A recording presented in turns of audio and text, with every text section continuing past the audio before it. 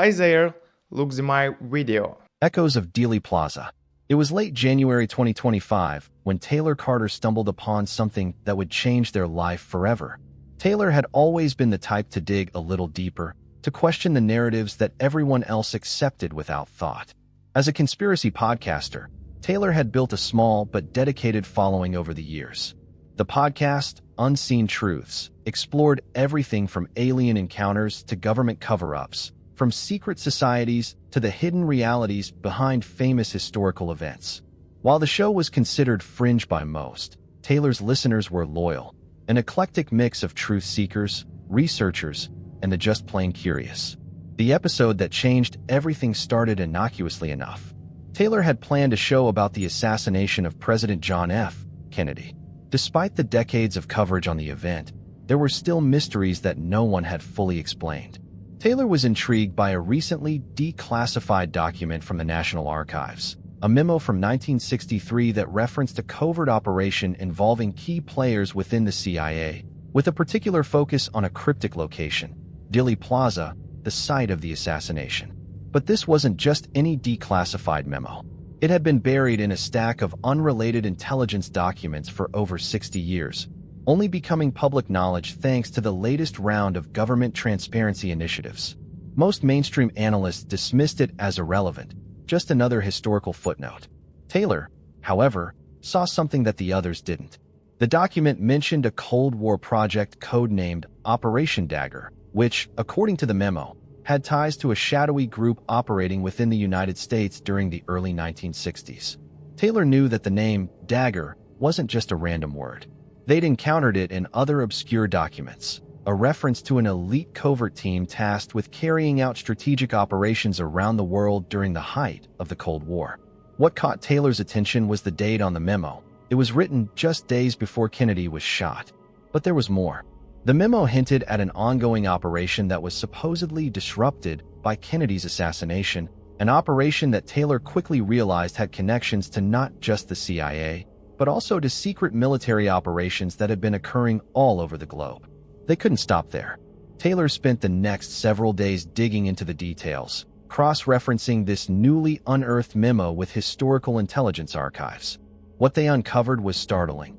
Operation Dagger was not just an isolated Cold War initiative. It was a vast network of covert military operations, and Dealey Plaza was at the heart of it all. In one of the archives, Taylor found a reference to a private meeting between key players in the operation, CIA agents, military officers, and even figures from the world of organized crime, all of them linked by a common goal: to shape the future of the United States and the world in their vision. This meeting, Taylor realized, had taken place just days before Kennedy's visit to Dallas. The implications were staggering. Was the assassination part of something larger? Had Kennedy's death been orchestrated by a group with much deeper ties to the military-industrial complex, a faction that wanted to reshape U.S. foreign policy, particularly with regard to its Cold War adversaries? Could the assassination have been part of an effort to stop a president who was veering away from the hawkish foreign policy agenda and seeking a more diplomatic approach toward the Soviet Union? Taylor's podcast, which had once focused on oddball theories and fringe ideas, was now staring down the barrel of something much bigger. The following episode of Unseen Truths aired on February 1st, 2025, and from the moment it went live, everything changed. Taylor began with the details of the newly released document, presenting the facts in a clear, methodical way. They broke down the timeline of the assassination, highlighting key details that many had overlooked: the strange behavior of the Secret Service on the day of Kennedy's visit, the unusual circumstances surrounding the motorcade, and the long-standing connections between certain military and intelligence figures and those believed to be involved in the assassination. But it was the final reveal that made the episode go viral. Taylor connected the dots between Operation Dagger and a shadowy Cold War agenda that had been kept from the public eye for decades. The project, they claimed, was an attempt by powerful elites within the military-industrial complex to control U.S. foreign policy through covert operations, including assassination, blackmail, and disinformation. Kennedy had been a major threat to that plan, and the operation had been disrupted by his assassination. The podcast exploded overnight. Within hours, Taylor's episode was picked up by independent media outlets and conspiracy forums across the internet. Social media went into a frenzy, with people debating the new theory, dissecting every piece of evidence Taylor had presented. A network of amateur historians, researchers, and truth seekers began combing through the archives, searching for more documents, more pieces of the puzzle. Taylor's podcast, which had once been a niche, fringe show with a few thousand loyal listeners, now had millions of followers. The episode quickly climbed the charts, and soon, the podcast was the #1 trending topic on every platform. But with that attention came something else: danger. It wasn't long before the threats began. It started with anonymous emails, dozens of them at first. Then there were cryptic phone calls, each one more unsettling than the last. The threats were clear: stop digging into the past, stop talking about Operation Dagger, or else. Taylor had been warned before, of course. They'd received angry messages from listeners of a more mainstream bent, those who believed conspiracy theories were nothing more than nonsense. But these threats were different. There was something about them, an ominous weight that made Taylor feel like they were being watched. The first serious encounter came one night in early March. Taylor was leaving the studio after recording an episode when they noticed a black SUV parked across the street. It was an unusual sight, especially in the quiet part of town where the studio was located. As Taylor walked to their car, they couldn't shake the feeling of being followed. When they reached the car, they turned to look back, only to find the SUV pulling away at a slow, deliberate pace. Taylor's heart raced. They knew they were being watched, but by whom? And why? Over the next few days, Taylor's paranoia grew. The threats escalated.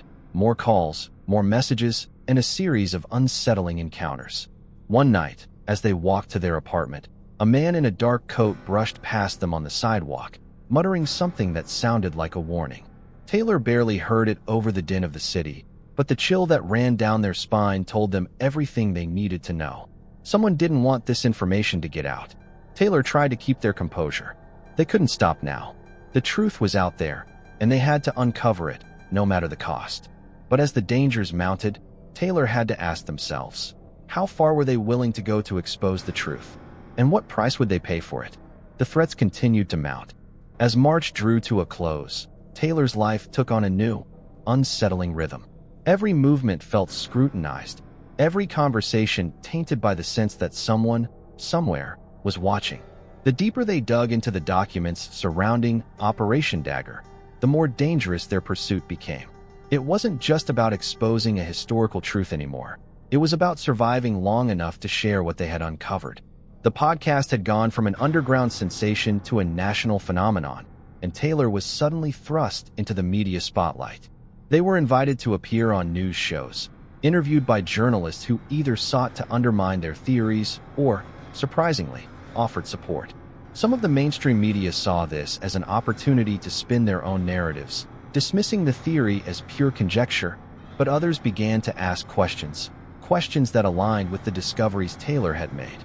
On the surface, Taylor played the part of the confident podcaster, answering questions and engaging with the media with the same fiery passion they had always used. But beneath the facade, the pressure was taking its toll.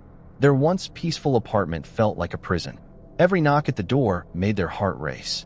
Every unfamiliar car passing by sent a wave of paranoia through their veins. They knew the stakes had changed. It wasn't until one of the more well-known conspiracy researchers, a former CIA analyst named Marcus Reed, reached out to Taylor that things began to take a more serious turn. Reed had been one of the first to comment on Taylor's findings, his voice both skeptical and intrigued. He had been involved in intelligence work during the 1980s and had spent years working on projects tied to military operations and Cold War-era secrets. He knew the terrain well, but something in Taylor's research had caught his eye, something that was too dangerous to ignore. Marcus reached out to Taylor under the guise of a casual phone call. "I've been looking into your claims," he said, his voice gravelly, thick with years of experience. "And you're onto something big. Something that, well, let's just say, it might be more than you realize." Taylor was taken aback. "What do you mean?" "There are things I can't say over the phone," Reed continued, lowering his voice. "Meet me in person. I'll share what I know. But I'll tell you this. You're not the only one looking into this. And there are others who will stop at nothing to make sure it stays buried." The warning didn't faze Taylor. It felt like the kind of thing one would say to shake someone off the trail, but something about Reed's tone told them it wasn't a bluff. It was a statement of fact. 2 days later, Taylor met Marcus at a nondescript coffee shop in a quiet part of the city. Reed was a tall, weathered man, with sharp eyes that seemed to weigh every word before it was spoken. They sat at a back table, the noise of the cafe muffling their conversation as Reed slid a folder across the table. Inside that folder, Reed said, is the real story. Not just about Dealey Plaza, but about the men behind it. The ones who never left after Kennedy died. They're still here, and they're still pulling the strings. Taylor opened the folder. It was a collection of government documents, many marked with the word classified. Some of them were old, others were recent, and they all centered around a covert organization called the Redoubt Initiative. The names sounded innocuous, but the records told a different story. According to these documents, the Redoubt Initiative had been active for decades, long before the assassination of Kennedy, and it was directly linked to Operation Dagger. The initiative had been formed to safeguard American interests during the Cold War by utilizing clandestine operations, black ops teams, and even covert political influence to manipulate both domestic and foreign policy. There were names in the file that Taylor recognized, names of high-ranking government officials, military leaders, and intelligence officers who had been in positions of power during and after the Kennedy administration. But there were also names that had never surfaced in the mainstream, people whose involvement in the highest levels of American policy had been carefully hidden. One name stood out in particular: Daniel Everett, a former CIA operative believed to have died in a mysterious accident in 1975. The documents hinted at Everett's role as a key architect of the Redoubt Initiative, someone who had been instrumental in shaping the operations that would become Operation Dagger, and by extension, controlling much of the U.S. government's covert activities. Everett never died, Taylor, Reed said. He's still out there. And people like him are the reason why no one has ever been able to piece this all together. Taylor was speechless. They felt as though the ground beneath them had just shifted. This wasn't just about an old operation. This was a living, breathing conspiracy, a system of power that had embedded itself within the very fabric of U.S. governance. The conversation that followed was a blur, but the key takeaway was clear. Redoubt was not just about protecting national interests. It was about manipulating the course of history itself, from behind the scenes. And Dealey Plaza had been the starting point. Taylor, Reed said, his voice now serious, what you've found is dangerous.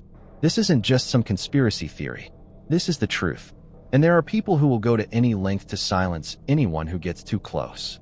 Before Taylor could respond, Reed leaned in closer. I don't know who you trust anymore, but I do know this. You're not safe. And you need to watch your back. The moment you released that last podcast, you crossed a line. There's no turning back. The following weeks were a blur of interviews, phone calls, and mounting tension.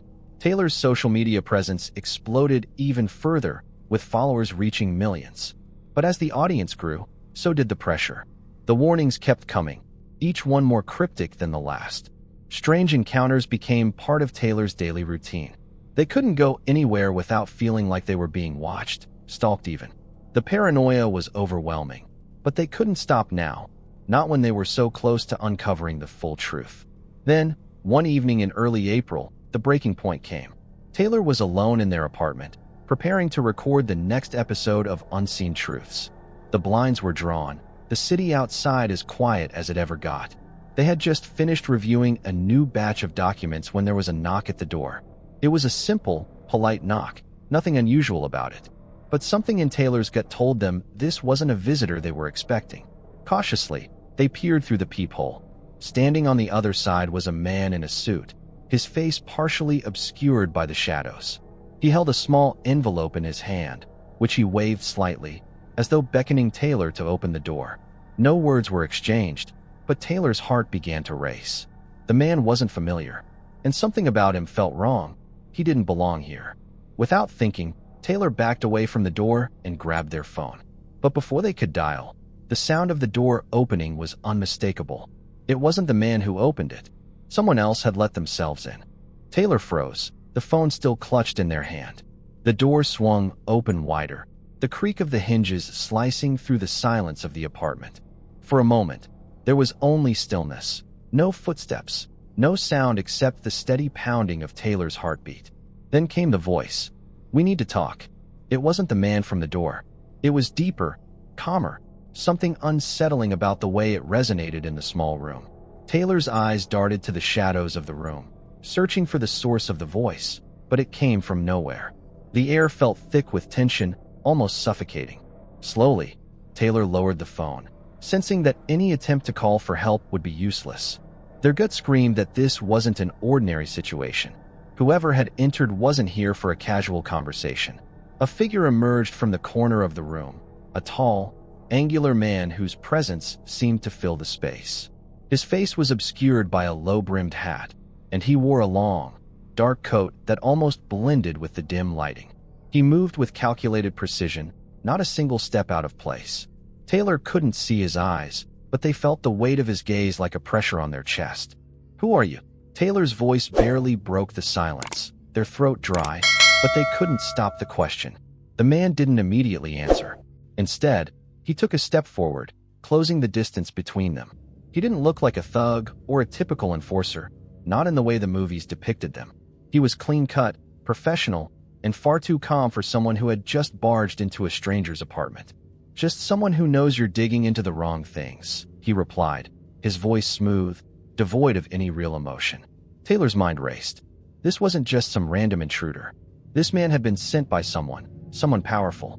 The pieces clicked together, and they knew that the envelope in the man's hand likely contained a message or warning. But who was sending it? "Your podcast, it's becoming more of a problem," the man continued, glancing briefly at the stack of documents on the table. "You're asking questions that no one wants answered, and you're getting closer to the truth. Too close." Taylor didn't flinch, but inside, a surge of panic was building. "They know what I know." The man placed the envelope on the coffee table between them and stood there, silent and expectant. Taylor looked at the envelope, its plain exterior hiding whatever ominous message it contained. There was a moment of hesitation, but they knew they had no choice. They needed answers, even if it meant confronting the truth, whatever it was. Taking a deep breath, Taylor reached for the envelope, their fingers trembling slightly as they tore it open. Inside, there was a single sheet of paper. The note was short and to the point, written in a precise, almost mechanical hand. "The Redoubt Initiative is alive. Kennedy was only the beginning. Walk away before it's too late. Your next move will be your last." Taylor's heart skipped a beat as they read the words. They looked up at the man, their mind racing. This wasn't just a threat, it was a warning that had come far too late. "Who sent this?" Taylor asked, trying to mask the fear creeping into their voice. The man's lips barely moved, but the tone of his voice dropped an octave. "That's not something you need to know, Taylor. What you need to do is stop. Now, forget everything you've learned about Operation Dagger and Redoubt. Walk away from your podcast, your research, or else, well, you'll find out exactly what happens next." Taylor swallowed hard, trying to steady their breathing. The weight of the man's words hung in the air like an execution sentence. "What happens if I don't?" Taylor asked, the defiance in their voice not quite matching the rising dread in their chest. The man tilted his head slightly, as though considering the question. "It won't be pretty. Not for you, and not for anyone you care about." Taylor's mind was spinning. It was clear this wasn't just about personal survival anymore. They were tangled in something much larger, something that had been moving in the shadows for decades. And no matter how deep they dug, it would never be enough to satisfy the forces at play. Someone wanted them to stop. But Taylor couldn't stop. Not now. Not when they were so close to exposing the heart of the conspiracy that had shaped modern American history. Kennedy had been the first casualty. The world had never known the full story, but Taylor was on the verge of unraveling it. And now, with this warning, they realized just how much danger they were truly in. "I don't think you understand," Taylor said, their voice shaking only slightly. "I can't stop. Not now. People need to know the truth." The man's expression didn't change. He reached into his coat pocket and pulled out a small, black device. Without a word, he placed it on the table beside the envelope. It looked like a simple recording device, but the air around it felt different, charged, dangerous. "If you continue," he said calmly, "this will be your last broadcast, your last moment of safety. The device is set to broadcast to every corner of the internet. It will ruin everything you've worked for, Taylor. It will make you disappear. For a split second, Taylor considered running, leaving everything behind. But the thought was fleeting. They had come too far. And the knowledge, the truth, it burned inside them like a fire that could not be extinguished. "What is this?" Taylor asked, reaching for the device, but not daring to touch it. The man gave a small, emotionless smile. "This is a choice, Taylor. Walk away, and it disappears. Stay on your path, and I'll make sure the entire world hears exactly what you have to say. But it won't be the way you expect." Taylor hesitated. The temptation to back down, to flee, was strong. But deep down, they knew this wasn't just about themselves anymore. It was about the millions of people who were beginning to wake up to the hidden history of their nation. They couldn't stop. Not now. Not after everything they had uncovered. "I'm not backing down," Taylor said, their voice firm. "I won't be silenced." The man's smile faded. He stood, his shadow looming over Taylor like a dark cloud. "You've made your choice," he said, his voice colder than before. "But understand this. Your fight will be harder than you think. And we won't stop until you're gone." With that, he turned and left, the door swinging closed behind him with a soft click.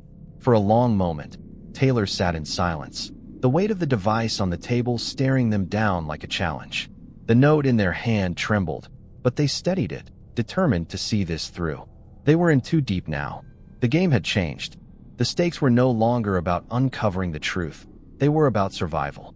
And the question that lingered in Taylor's mind as they stared at the door was simple. Who was really behind Redoubt? And how far were they willing to go to keep their secrets buried? The days after the encounter with the man in the dark suit blurred together. Taylor had expected a wave of fear to wash over them, but instead, they felt an intense resolve take its place. The threat wasn't just a warning, it was a challenge. And despite the overwhelming danger, Taylor couldn't back down. They couldn't let the truth remain hidden, not when they were so close. The device on the table remained a constant reminder of the price they might pay, but Taylor refused to let it control them. They had never been the type to run from a fight, and this was no different.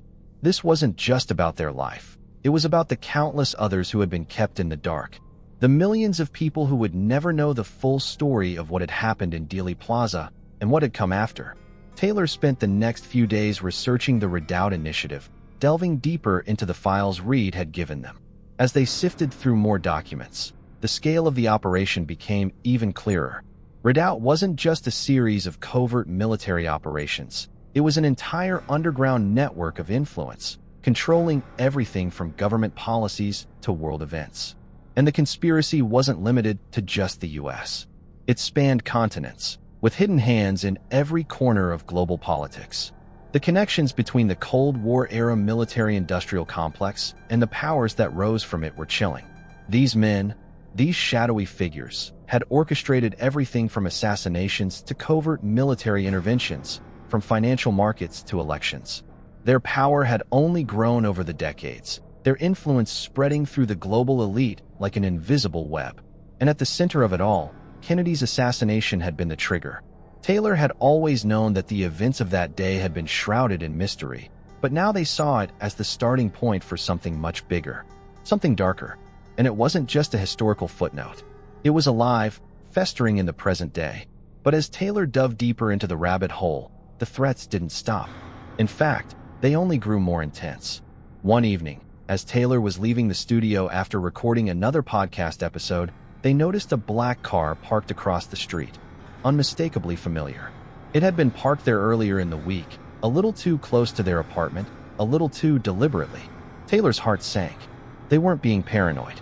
The people behind the threats were watching.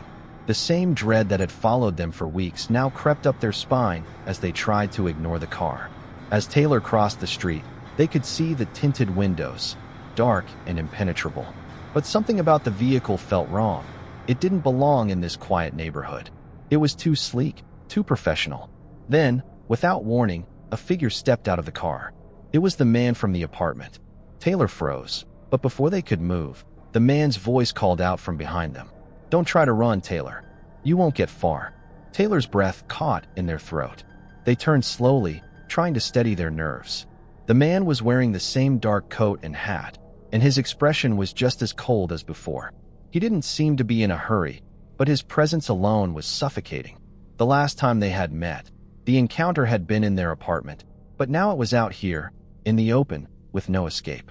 "What do you want from me?" Taylor asked, though the words felt hollow as soon as they left their mouth. There was no point in pretending anymore. They both knew why the man was here. The man took a step forward, his gaze never leaving Taylor's face. "You've made it personal, Taylor. You've opened doors that should have remained closed, and now, you need to understand the consequences." Taylor felt the weight of his words, but there was no turning back now. "I'm not stopping. I won't let you bury the truth." The man's lips curled into a tight smile. "You're not in a position to make demands. The truth you're looking for? It's not yours to uncover." Taylor's mind raced. What was this man really after? Control? Fear? Or something deeper? They didn't know, but one thing was certain. Whoever these people were, they were willing to do anything to stop them. "What happens if I keep going?" Taylor asked, swallowing their fear. "You think you can intimidate me into silence?" The man's eyes narrowed, but there was no anger in them, just cold, calculated detachment. "You misunderstand, Taylor. I'm not here to intimidate. I'm here to make sure you understand that your search for truth comes at a price, and that price will be your life." Before Taylor could respond, the man turned and walked back toward the car. He didn't wait for an answer, but as he reached the vehicle, he glanced over his shoulder. "You've been warned. Don't make me come back again," he said, his voice like ice. Taylor watched as the man got into the car and drove off, disappearing into the night. Their hands shook as they stood there on the empty street, the weight of the threat sinking in. But despite the fear, despite the danger, there was something else growing inside them, a fire, a resolve that couldn't be extinguished. This was no longer just about uncovering the past. It was about exposing the people who had controlled history from the shadows. And if they had to risk everything to do it, so be it. The days that followed were a blur of frantic research and sleepless nights. Taylor couldn't afford to waste any time. They couldn't let fear paralyze them, no matter how much the danger loomed. Every document, every connection, brought them closer to the truth. But the deeper they dug, the more they realized that the Redoubt Initiative wasn't just a relic of the Cold War. It was an active force, and they had only scratched the surface. One of the documents Taylor uncovered was a list of names, hidden within an encrypted file that had taken hours to decode. Among the names was one that stood out: Daniel Everett, the man Reed had mentioned. Taylor already knew that Everett had been a key figure in the creation of Redoubt, but what they hadn't known was that Everett had never truly disappeared. In fact, according to this document, he was still alive, still working behind the scenes to maintain the initiative's influence. The file mentioned something even more disturbing: Everett's involvement in the planning of a new covert operation, one that would have far-reaching consequences for the global political landscape. Taylor's pulse quickened as they read further. This operation, codenamed Midnight Veil, was set to be launched within the next few months. The details were sparse, but the implications were clear. If Midnight Veil succeeded, the world would change forever, and not in a way that benefited ordinary people. The file's final line sent a chill down Taylor's spine. The assassination of Kennedy was merely the beginning. Midnight Veil will complete the work. Taylor sat back, overwhelmed by the enormity of what they had just uncovered. Midnight Veil, it was the next phase of the Redoubt agenda, and it promised to be even more dangerous than anything that had come before. The shadows were gathering once again, and if Taylor didn't act fast, the world might never know what had really happened in Dealey Plaza or what was coming next. But now, more than ever, Taylor knew one thing for sure: they couldn't stop. Not now. Not when the stakes were higher than ever before. The weight of the information was nearly suffocating. Taylor sat motionless, staring at the file in front of them. Midnight Veil, it wasn't just another covert operation. It was something far more significant, something that could shape the future of the world. The sheer audacity of the plan was staggering, and the fact that it was connected to everything Taylor had been investigating: the assassination of Kennedy, Operation Dagger, the secretive Redoubt Initiative, made it even more terrifying. Taylor leaned back in their chair, trying to process it all. The names in the file, the cryptic references, the connection to Daniel Everett, all of it pointed to one inescapable conclusion. Midnight Veil wasn't just about geopolitical influence. It was about consolidating power on a global scale. And the people behind it had been orchestrating events from the shadows for decades. Everything they had uncovered, every piece of the puzzle, was leading them toward one question. Why? Why now? Why Midnight Vale? Why was the world's most dangerous conspiracy waking up after decades of silence? The answers weren't clear, but the more Taylor read, the more they understood that whatever Midnight Vale was, it had the potential to reshape the very fabric of global politics. It wasn't just about influencing elections or manipulating markets anymore. It was about the complete restructuring of power itself. As the days passed, Taylor became increasingly aware of the danger surrounding them. They couldn't afford to make a misstep. One wrong move, one mistake, and everything they had worked for, everything they had uncovered, could be lost. But there was no turning back now. The world had to know the truth. The podcast had grown exponentially, with millions of listeners tuning in to hear Taylor's latest revelations. Fans had begun to send in tips, theories, and even documents that might help unlock the mystery behind Midnight Vale. But not all the attention was positive. There were the trolls, the disinformation agents who worked tirelessly to discredit everything Taylor had said. Then there were the more insidious players, the ones who lurked in the shadows, watching, waiting. And then, one day, the unthinkable happened. A package arrived at Taylor's apartment.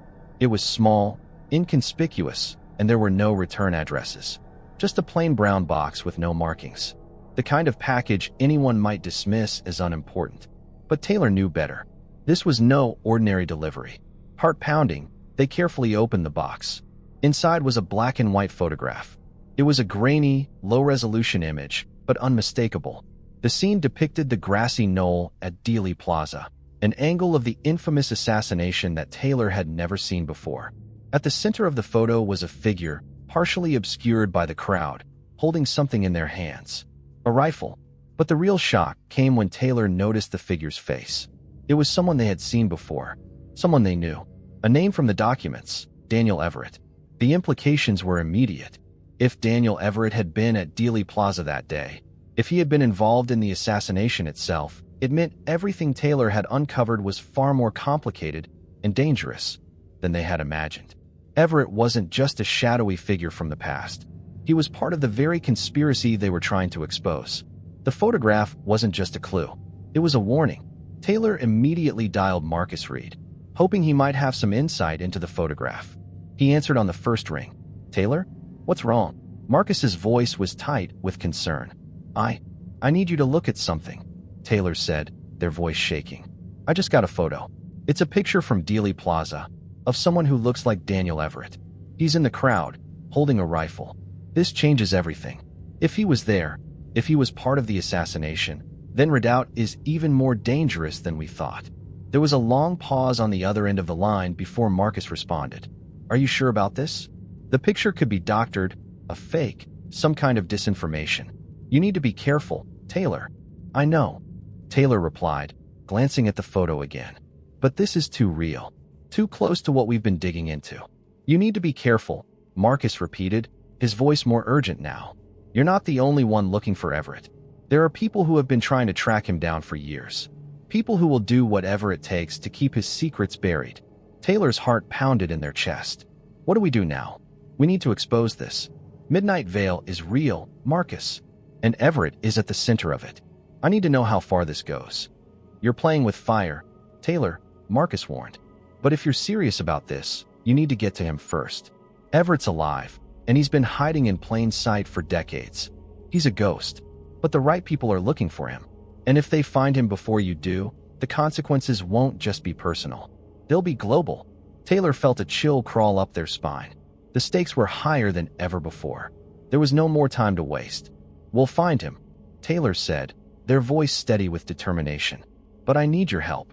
There was a brief silence on the other end of the line. Then Marcus spoke again, his voice low and urgent. "Okay, I'll get you the information you need. But I'm warning you, once you start this, there's no going back. You're walking a tightrope. You get too close, and you'll be a target." "I know," Taylor replied. "But I can't stop now."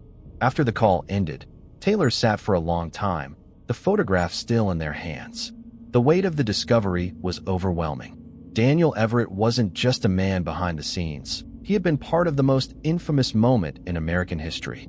And now, decades later, he was part of something far more dangerous. Midnight Veil was the next step in the plan, and the people behind it had no intention of letting anyone stand in their way. But Taylor couldn't stop.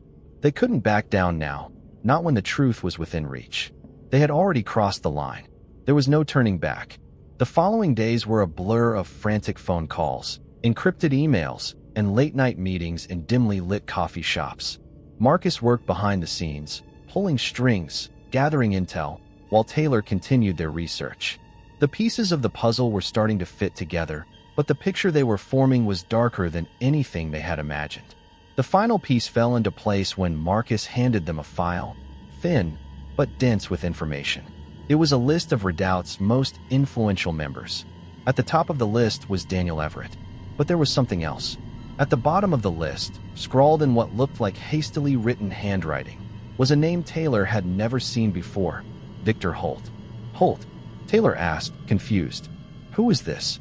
Marcus leaned in closer. Holt is Everett's right hand.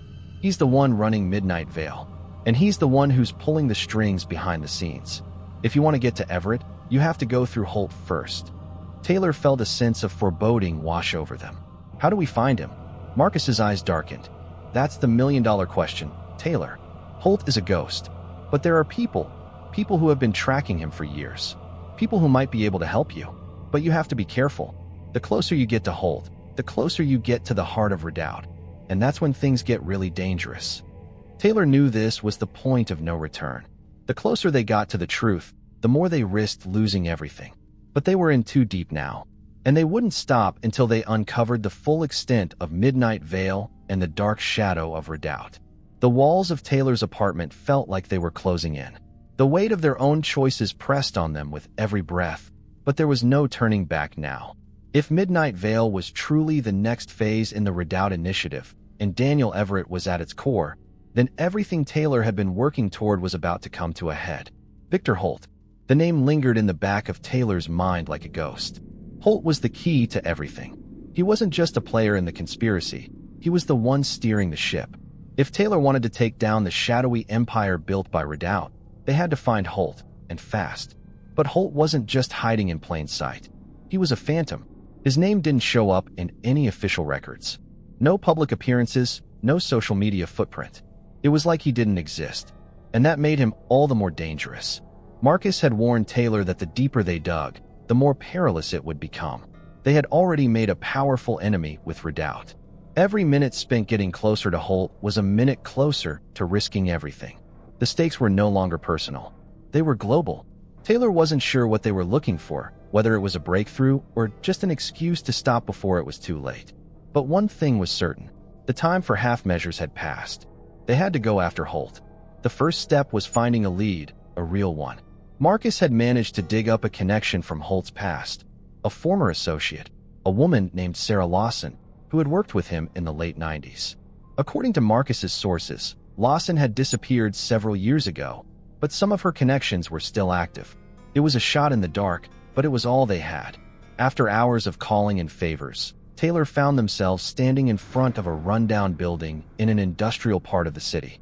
The address Marcus had given them had once been a popular nightclub, a hub for shadowy dealings, the kind of place where the elite mingled with the underworld. It was long abandoned now, but the rumors still lingered. Taylor approached cautiously, their heart pounding with both anticipation and dread. Every instinct screamed at them to walk away, but they couldn't. They wouldn't. As they entered the building, the smell of dust and stale air hit them, but it wasn't the atmosphere of decay that made their skin crawl. It was the feeling of being watched. Something was off, and it wasn't just the old neon lights flickering overhead or the rusted metal doors that creaked as they moved. Taylor felt the presence of someone, or something, lurking in the shadows, just beyond the edge of their vision. A voice broke the silence. "I was wondering when you'd show up." Taylor spun around, heart in their throat. In the corner of the room, half hidden in the darkness, stood a woman. She was tall, dressed in dark clothing, with piercing green eyes that seemed to shimmer even in the dim light. It took Taylor a moment to place her, but when they did, the recognition hit like a punch to the gut. Sarah Lawson. She was just as Marcus had described her, sharp, calculating, and exuding a quiet menace. But it wasn't just her appearance that unsettled Taylor. It was the calm, knowing expression on her face. She was expecting them. "How did you?" Taylor started, but Lawson cut them off with a sharp gesture. "I've been watching you," she said coolly. "You've been digging, asking questions, getting too close. I can't let that happen." Her words sent a cold chill through Taylor's body. This was it. They had finally reached a dead end, or so it seemed. But Taylor wasn't about to back down. They had come this far, and there was no turning back now. "I'm not here to make deals, Lawson," Taylor said, their voice firm despite the rising fear. "I'm here to find out the truth. I know you're connected to Holt. I know you know who he really is. I need answers." Sarah's lips curled into a small smile.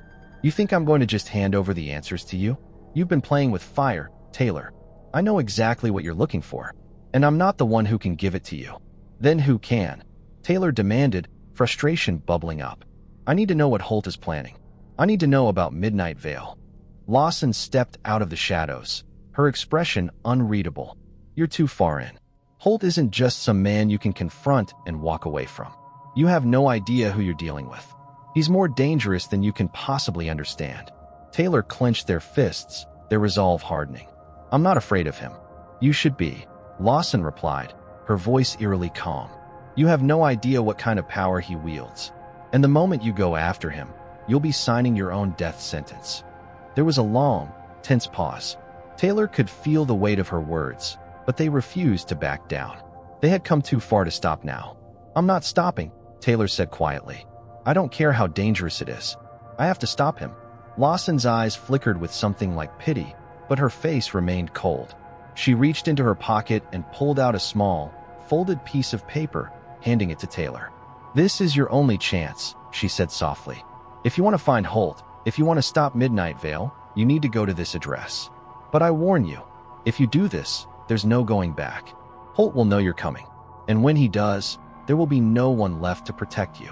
Taylor took the paper, unfolding it carefully. The address was scribbled on the back, along with a few cryptic words. "The shadows of the past never die. Find the vault." "What's this?" Taylor asked, their mind racing. "It's where Holt's past, and yours, collide," Lawson said. "But don't say I didn't warn you."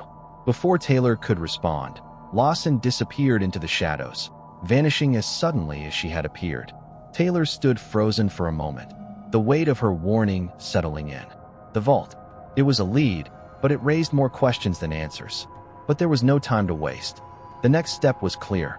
Taylor had to follow the lead. The address led Taylor to an unassuming warehouse on the outskirts of the city. The building was old, its exterior worn by years of neglect. But something about it felt important, like a place where secrets were kept, buried deep beneath layers of history. Taylor stood outside for a moment, gathering their courage. Then they pushed open the door and stepped into the dimly lit interior. The air was thick with dust, the only sound the creak of the floorboards beneath their feet. And then, from the far corner of the room, a figure stepped out of the shadows. It was him, Victor Holt. The man Taylor had been hunting for so long stood before them, his eyes cold and unreadable. The moment had arrived. This was the moment they would confront the heart of Redoubt. But as Holt's gaze met theirs, Taylor realized that the answers they had been searching for might be the last thing they wanted to hear. Victor Holt's presence filled the room like a heavy fog. Taylor froze for a second, taking in the man who had orchestrated the web of shadows Taylor had been chasing for months. Holt wasn't the imposing figure Taylor had expected. Instead, he was almost unremarkable, slightly under 6 feet tall, with a lean build, his sharp, calculating eyes the only thing that betrayed the depth of his power. The rest of him seemed to blend into the background like a ghost, effortlessly fading into the shadows. For a long moment, neither of them spoke. Taylor was the first to break the silence, their voice steady, though their heart pounded in their chest. "You must be Holt. I've been looking for you." Holt didn't flinch. His eyes remained locked on Taylor's, as though the very act of recognition was a game he played with his prey. His lips curled into a thin smile that lacked any trace of warmth. "Looking for me, Taylor?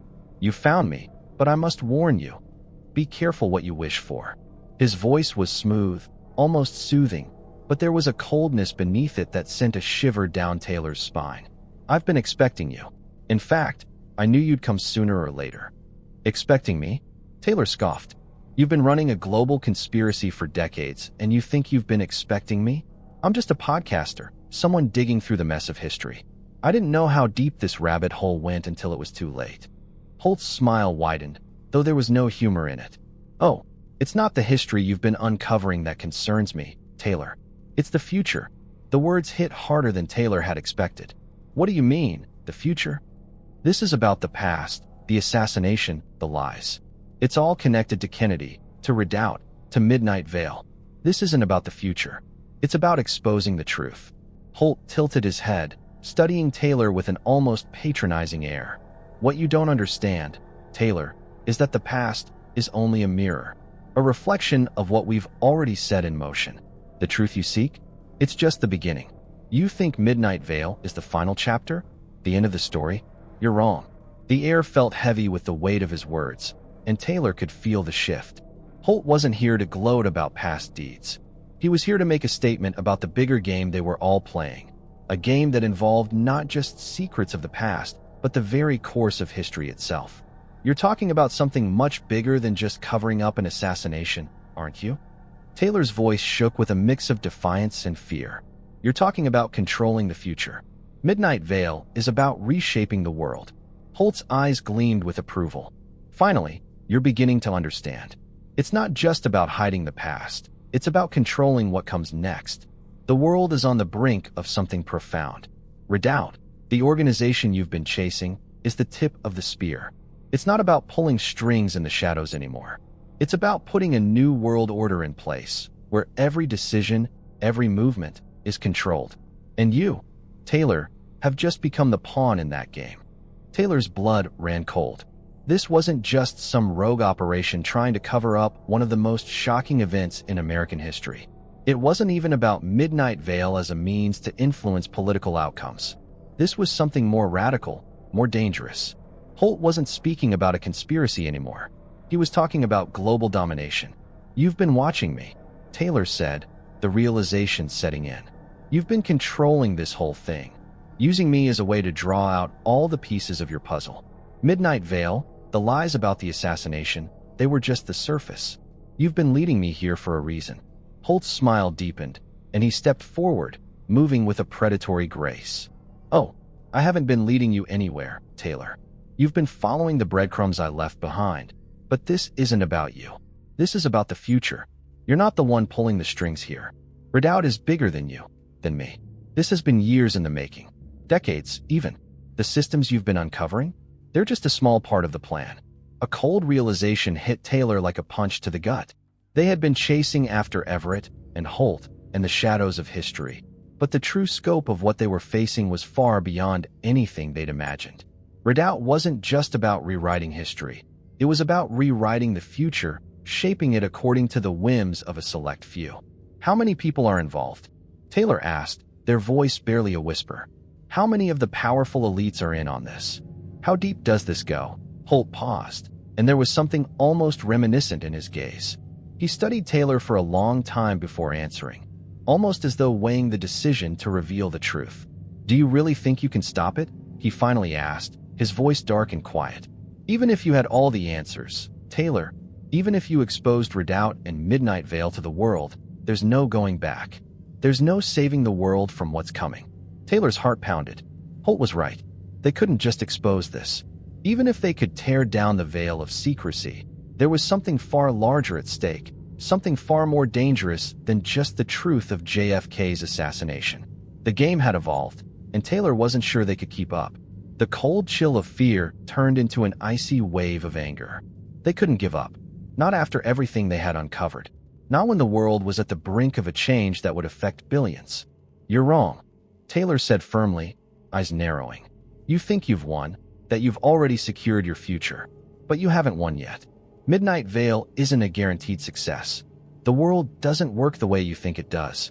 Holt's face twitched, a flicker of something like annoyance crossing his features. You really are delusional, aren't you? I'm not the one who's delusional, Taylor retorted. You can control the system for now, Holt. But you can't control people. And people are waking up. You've underestimated that. You've underestimated me. Holt didn't answer immediately. Instead, his eyes seemed to flicker with something. Recognition, maybe. A hint of respect?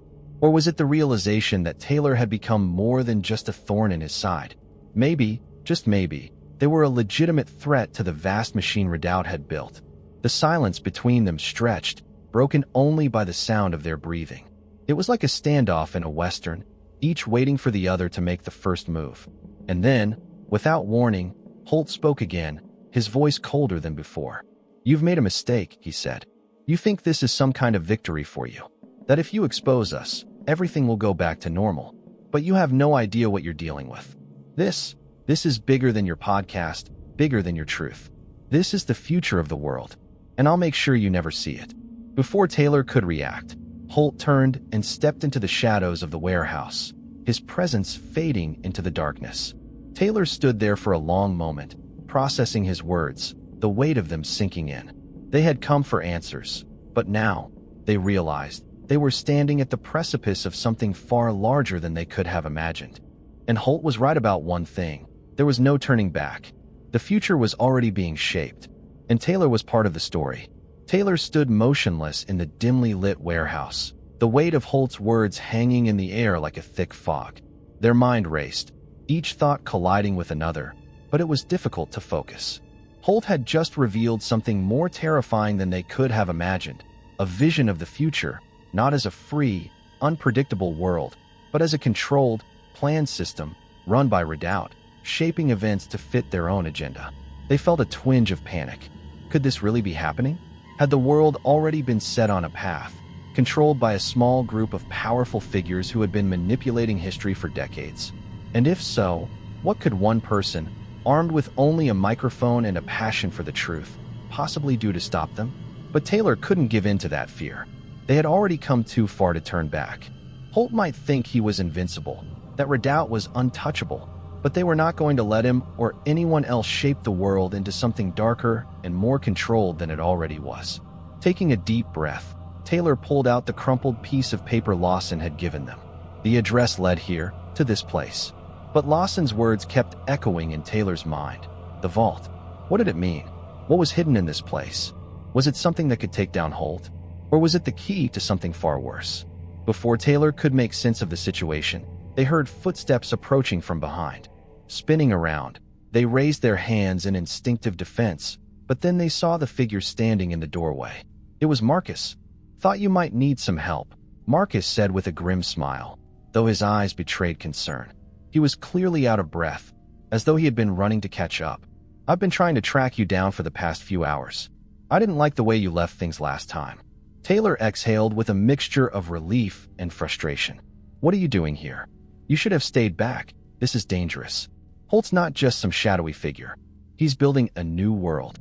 "I know," Marcus said, his expression hardening. "That's why I'm here.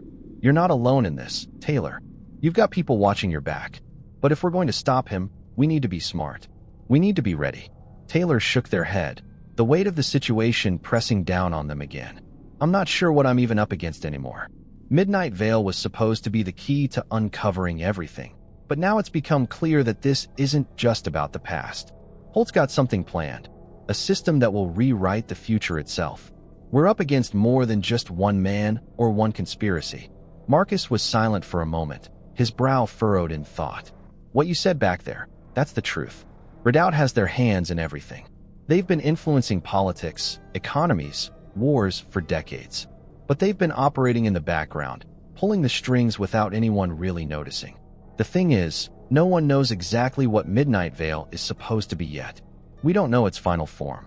"Then we need to find out, Marcus," Taylor insisted, frustration bubbling up again. "We need to expose it before it's too late." Holt said there's no going back. "I have to believe we can still stop him." Marcus nodded slowly. "I agree, but we don't have much time, and we can't do it alone.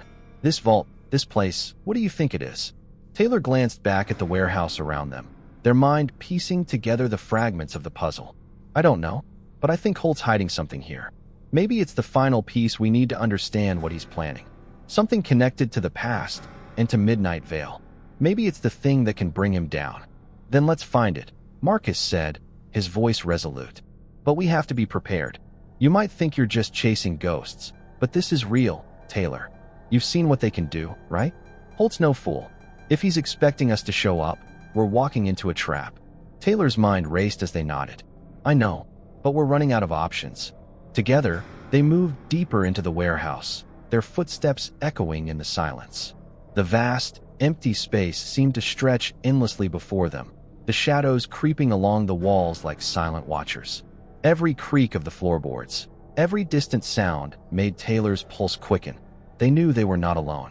As they made their way toward the back of the building, they came across a set of old, rusted metal doors.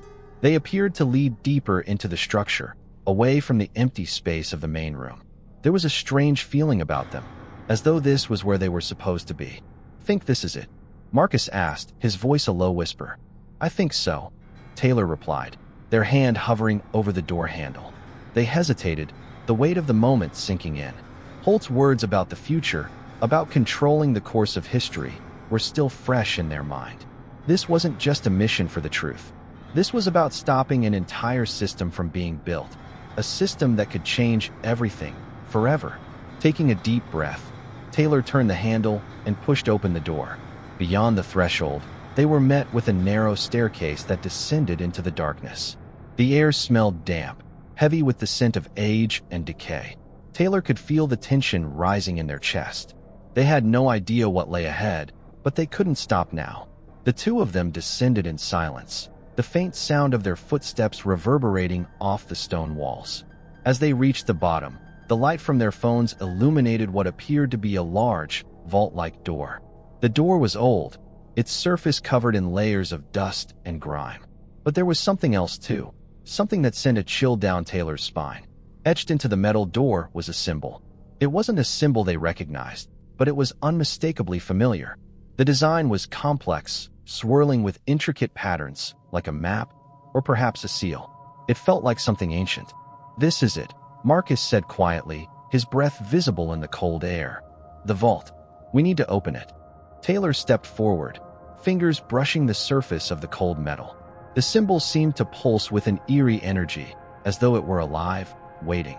With a soft click, the door began to move, groaning against centuries of neglect.